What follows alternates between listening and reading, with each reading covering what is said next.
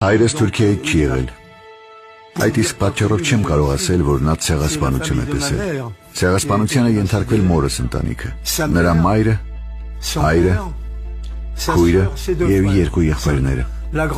Իսկ տատիկը նրա հետ եկել է Ֆրանսիա։ Ցեղասպանության օրերին հայրս անցնում էր Թուրքիայով։ Նա ռուսական անձնագիր ուներ եւ գալիս էր Ռուսաստանից, իսկ մայրս գնացել էր Ստամբուլ այցելելու իր տատիկին։ Նրանք մեկնել են Ստամբուլից, անցել շատ դժվարությունների միջով, հալածվել են, չեն կարողացել նավ բարձրանալ, քանի որ կրակում էին, բայց նրանք չեն տեսել, չեն ապրել իրական ցեղասպանությունը։ Նրանք այն ապրել են իրենց սրտերում, իրենց ընտանիքներում, բայց ոչ անձամբ։ Նրանք մեկնել են Սալոնիկ, քանի որ գաղթականներն անցնում էին Սալոնիկով։ Եթե ծնողներս լինեին Թուրքիայի նույն վայրից,